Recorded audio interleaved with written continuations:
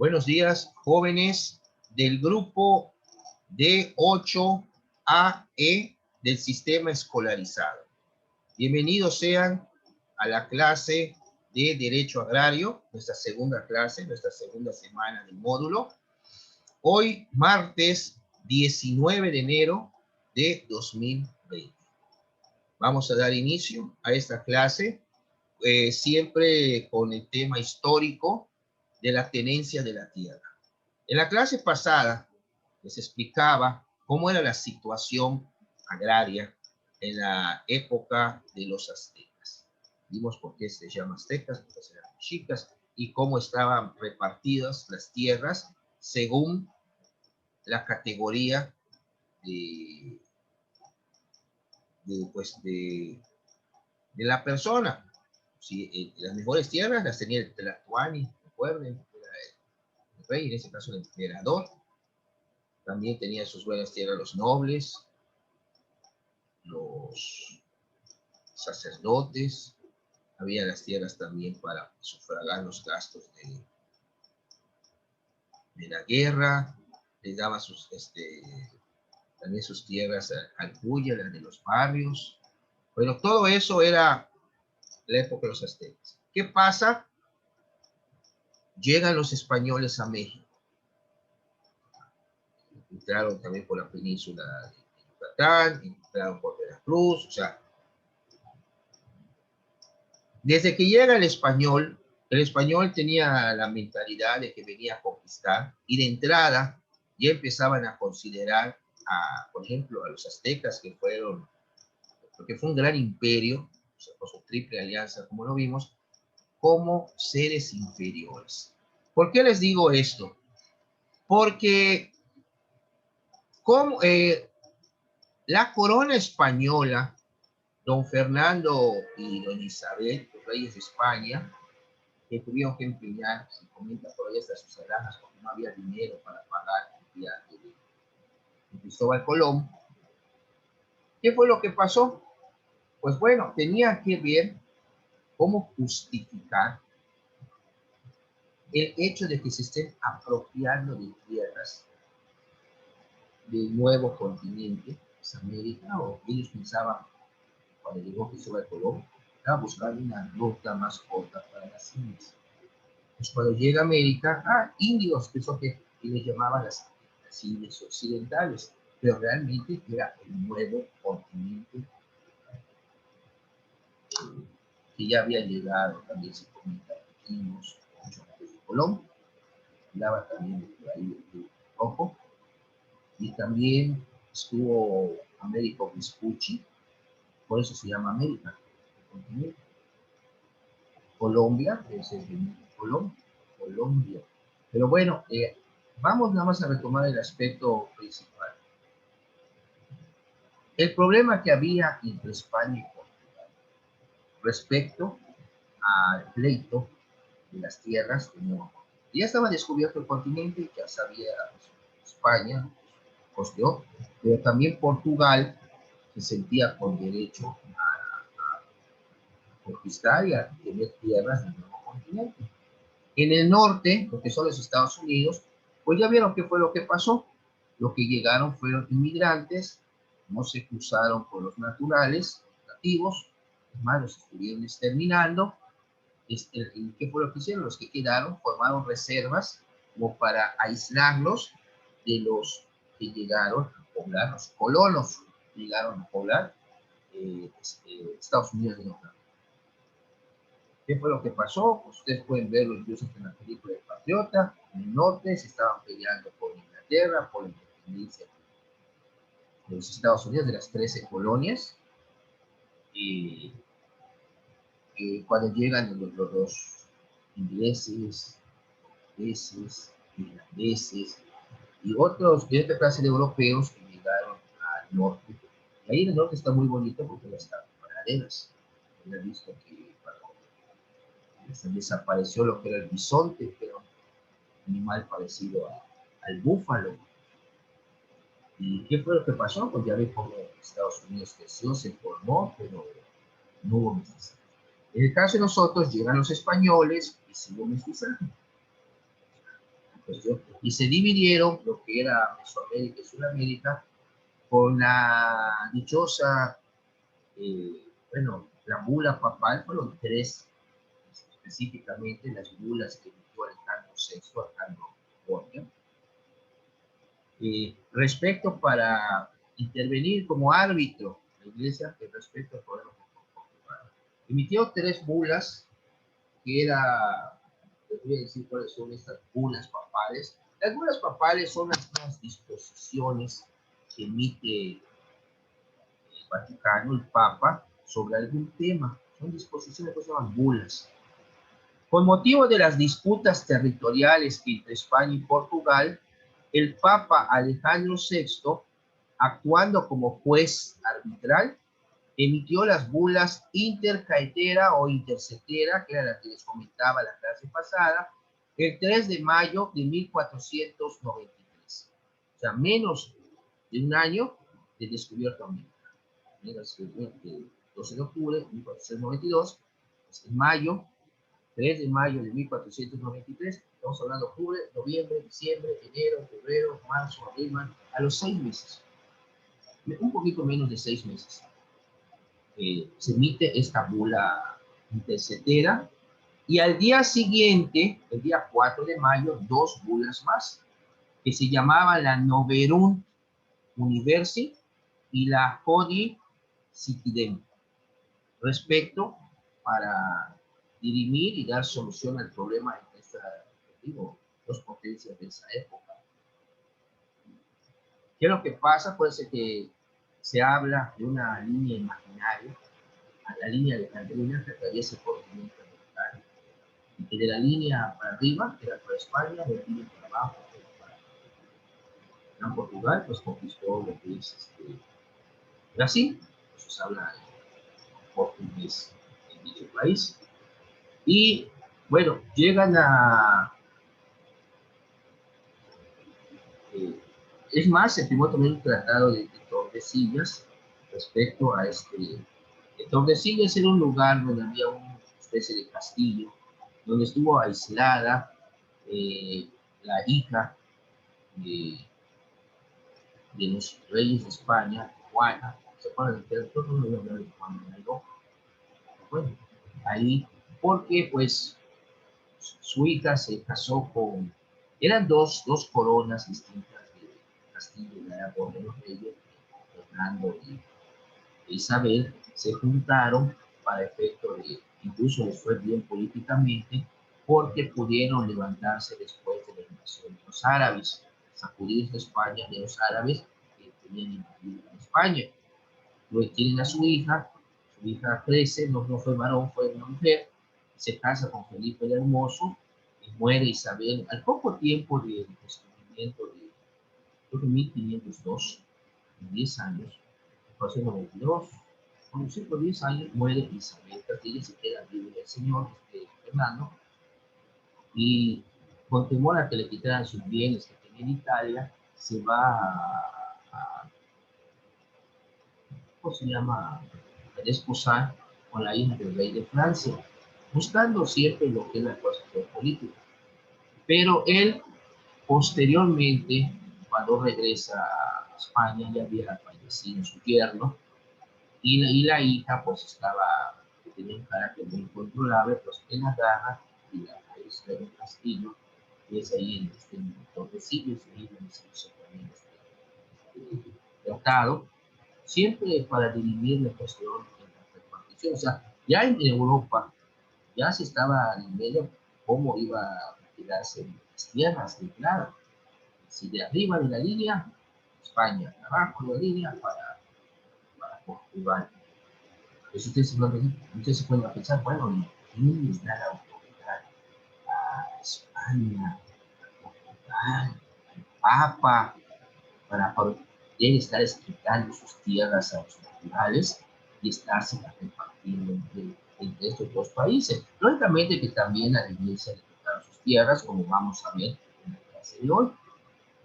¿Con qué derecho? ¿De dónde sale el derecho? Bueno, consideraban a los naturales como bárbaros, como gente ignorante, gente incapaz. Imagínense que llegan los españoles y ven incluso que se habla que entre los mayas y los aztecas practicaban la antropofagia, o sea, el canibalismo.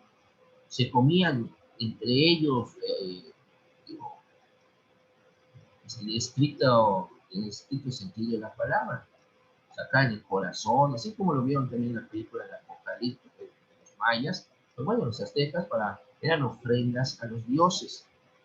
Es más, en el centro histórico de la Ciudad de México han encontrado lo que era el sopantli. Un sopantli era, así como ustedes conocen lo que es la brocheta, no es una brocheta de cráneos humanos. Los cráneos los ponían como especie de, cuando ustedes van, por ejemplo, a una rosticería con pollos, también están las barras, los pollos que se están asando, pues así, bien parecido, pero con puro cráneo humano, que ponían de su mayoría de los esclavos de guerra, prisioneros de guerra. Pero esa era la realidad. Cuando ven todo eso los españoles, que no están acostumbrados a, sí, se escandalizaron y peor aún. Pues, no los bajaban de bárbaros, los trataban como si fueran animales.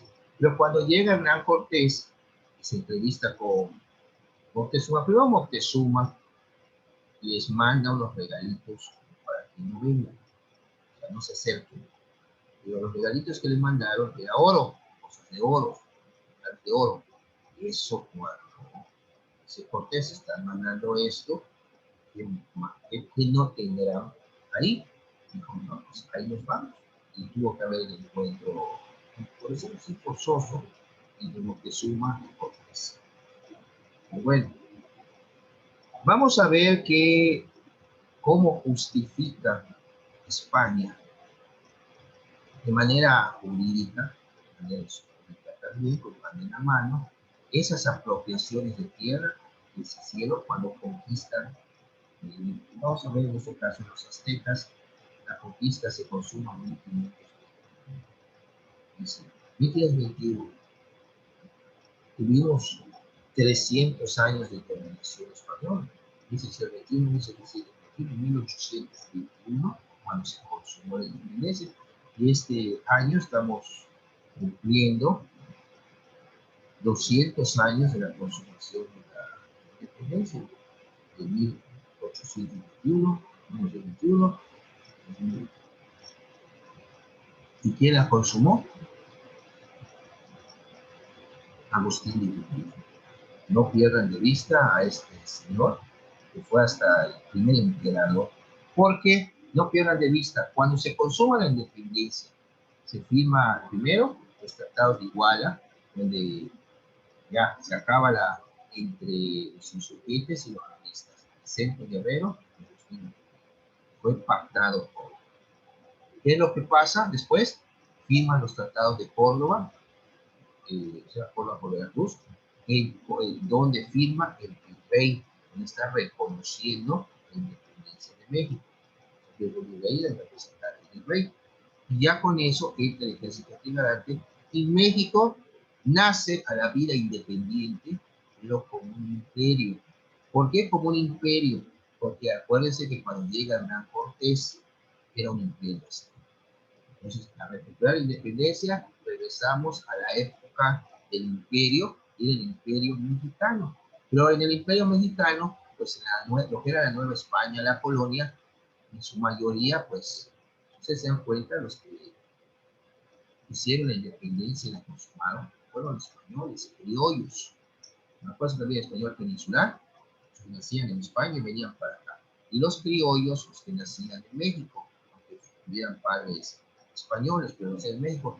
Y siempre fue un choque tremendo el hecho, el pique que se traía entre los españoles peninsulares y los españoles criollos. ¿Por qué? Pues todo lo mejor se lo daban a los peninsulares, los puestos de mejor categoría, el mejor trato, y los criollos venían a ser los sectores. Y eso, pues, nadie le gusta ser el segundo, es el primero. Pero bueno, entonces ellos, cuando se iba a aplicar la Constitución de Cádiz, la Nueva España, fue cuando dijeron no les convenía a los criollos y vamos a romper con España. Se pactó en la iglesia de la profesa y de la ciudad de México, que se llama el Madero de Isabel la Católica, y en ese templo y estaba el obispo el Ángel Abastida y Dávalos, y junto con otros empresarios y gentes de esa época, y acordaron de que tenían que escoger a alguien que fuera a pactar con Guerrero, que escogieron a Agustín de Iturbide, que era realista. Agustín de Iturbide lo consiguió.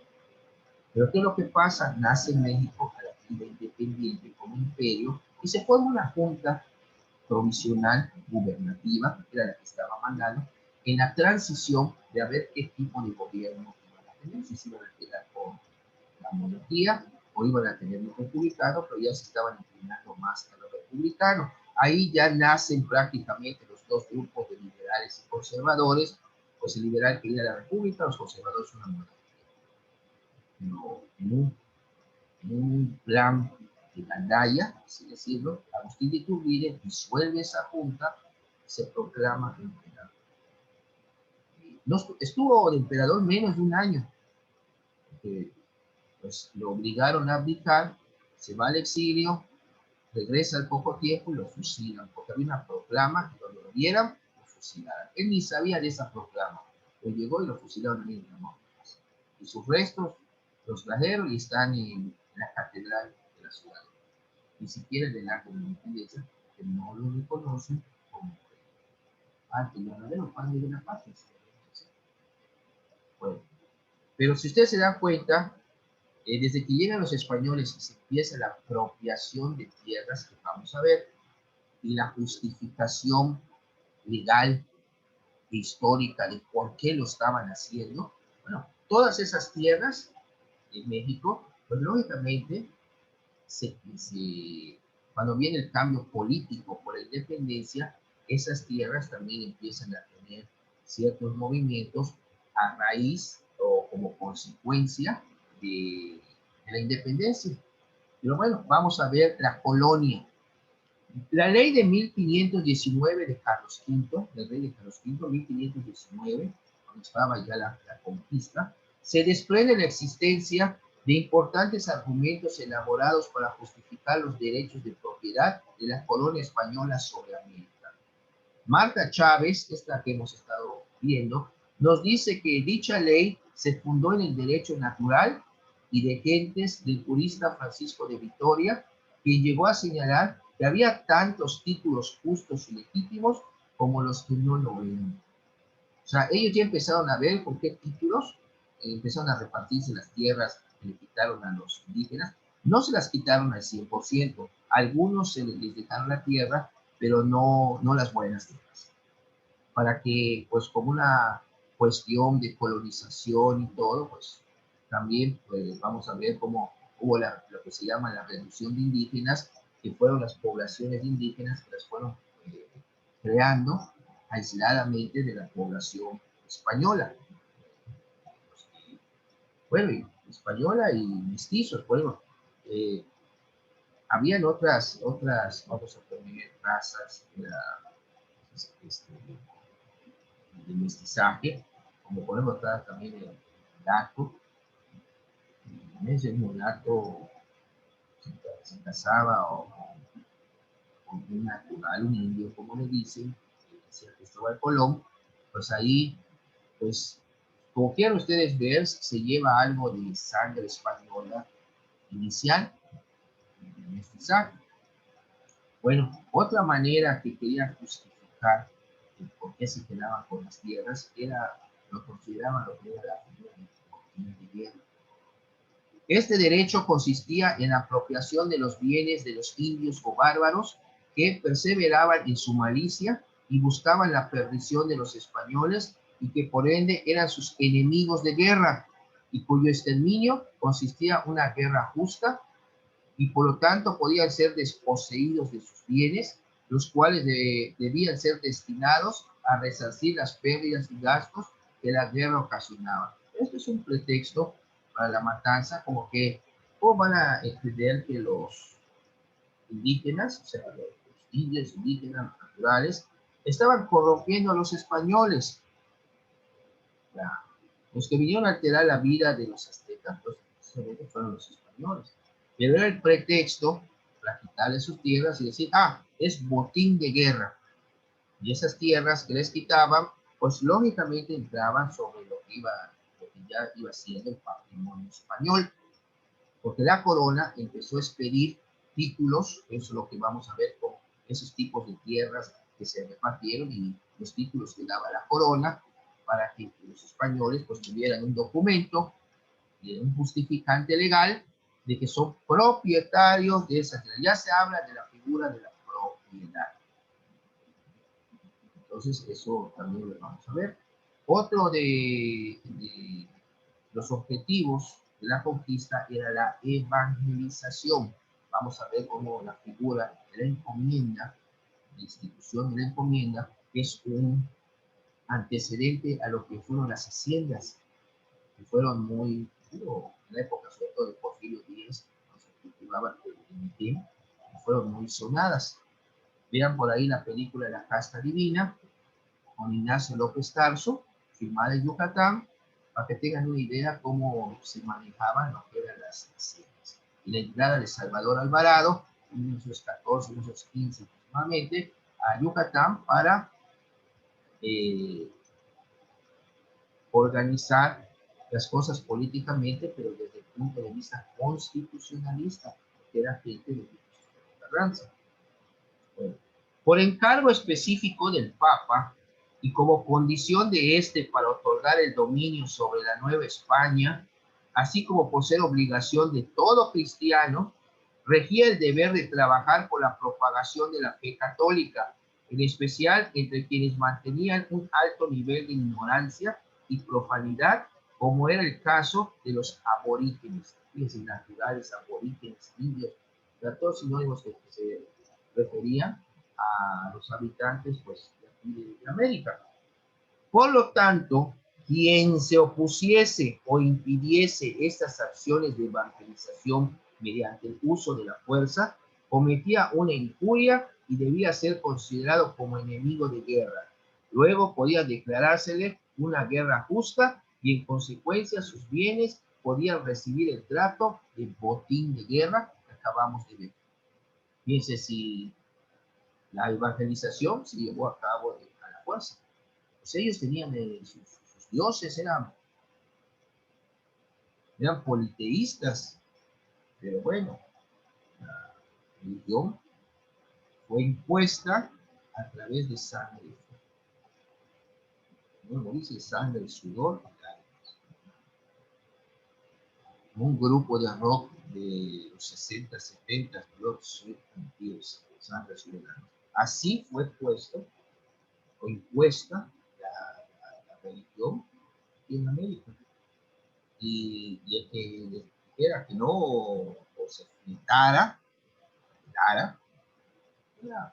pues simple y sencillamente se le declaraba enemigo de guerra y venga sus tierras para acá. La iglesia se hizo de muchas extensiones de terreno, sobre todo en la época de la Inquisición. A una persona la sometían a juicio, tortura, la quemaban y todo, pero le quitaban sus tierras. Entonces llegó, eso como lo vamos a ver cuando veamos en tercera clase cómo eran las tierras después de la independencia hasta la revolución. Pues, ahí la iglesia llegó a tener un poder económico superior al Estado. Fíjense cómo estaban nosotros hasta que llegó. Y ahí cambió las cosas y por eso no, la iglesia no puede ver a Benito Juárez, Benito Pablo, Juárez. Es más, Benito Mussolini tenía este nombre de Benito, su papá se lo puso porque era admirador del movimiento de las mujeres. ¿No? Benito Mussolini, que es un gobernante fascista de Italia de la Segunda Guerra Mundial.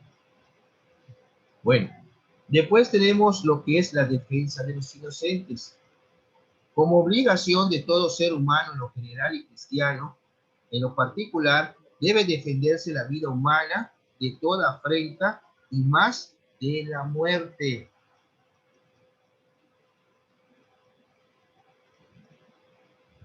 O sea, de la muerte injusta. Calificación que le dio a las guerras floridas por el sacrificio humano a que eran sometidos los pueblos vasallos de la Triple Alianza. En contra de este argumento vale la pena citar a Floris Margadam, pues es un autor de historia. Yo llevé un libro de él cuando estuve estudiando la carrera, era 2 libros de historia. Era historia del derecho universal y la historia del derecho universal. ¿No? La historia, cómo llega, pues, el derecho llegó de España. España fue conquistada por Roma, por ahí entra el derecho romano, y cuando vienen los españoles no lo traen. Por eso ven que en nuestras materias, por lo civil, muchas figuras del derecho romano hasta hoy en día. Un ejemplo, la usurpación de la concesión positiva, como ustedes habrán visto. ¿Qué dice este autor Floris Margadam?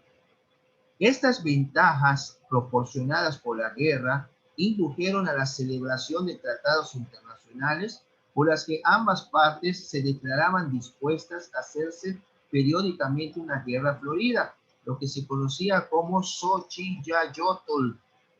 Xochitl. Había también lo que era la voluntad, cuando por verdadera y libre elección de los indígenas, estos aceptaban el reinado de la corona española con el sometimiento a su dominio que ello implicaba. Qué mal quedaba, ¿no?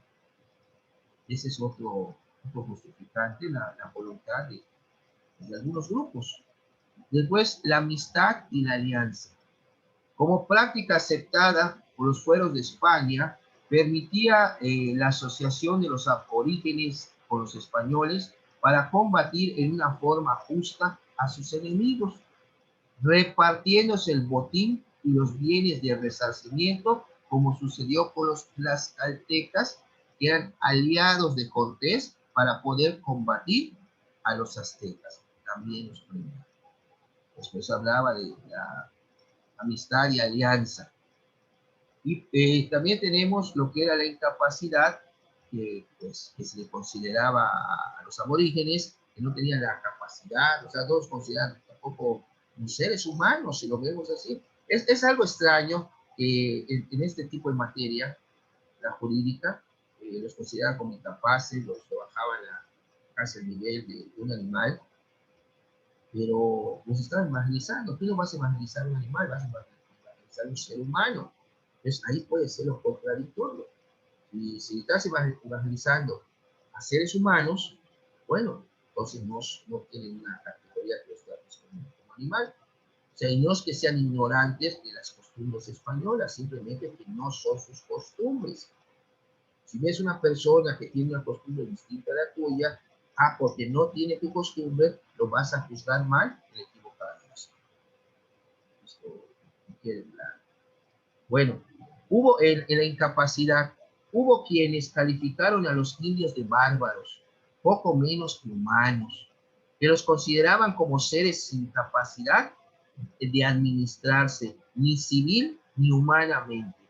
Así, por ejemplo, Juan Jacobo Rousseau, el autor del Contrato Social, un contractualista, un enciclopedista francés, dijo: a todo ello hay que añadir que normalmente ningún animal hace por naturaleza la guerra al hombre, a no ser que se vea obligado en su propia defensa o empujado por el hambre. Ni siquiera le da muestras de aquellas violentas antipatías que parecen anunciar que una especie está destinada por la naturaleza a servir de pasto a otra. He ahí indudablemente los motivos por los que los negros y los salvajes entran tan pocas veces en conflictos con los animales feroces que pueden encontrar por la selva. Los caribes de Venezuela, como otros muchos, viven en este respecto con la más profunda seguridad y sin el menor inconveniente. De este párrafo se infiere aún en el año de 1753, los nativos o indígenas guardaban un estado de salvajismo tal que eran equiparables a los animales de la selva. En consecuencia, alguien debía ocuparse de tutelar a dichos indígenas junto con cualquier derecho que les pudiera corresponder, entre los que se encontraban la posesión y usufructo de las tierras. Sin embargo, por este trabajo se podían exigir una retribución específica reflejada en la apropiación de determinadas extensiones territoriales. Vamos a ver ahorita en el video, ya se está acabando, nos queda un minuto de esta grabación, de esta primera parte. Ya saben, se corta y al minuto nos volvemos a conectar para continuar con el segundo video. Todavía son 20 minutos para las 10 de la mañana. Entonces, seguimos para ir viendo los títulos ilegítimos que empezaron a expedir respecto para justificar la propiedad de las tierras y otros argumentos para que podamos entrar ya a ver tierra por tierra y los mecanismos jurídicos que se utilizaban en la Nueva España. No se les olvide, jóvenes, que el próximo sábado, el próximo martes, tienen su primer examen, o sea, el examen parcial. ¿Qué van a estudiar? Lo visto en la semana 1 y lo que estamos viendo hoy en la semana 2. Y el miércoles tiene su miércoles. El martes próximo tiene su examen. Nos volvemos a conectar. Gracias.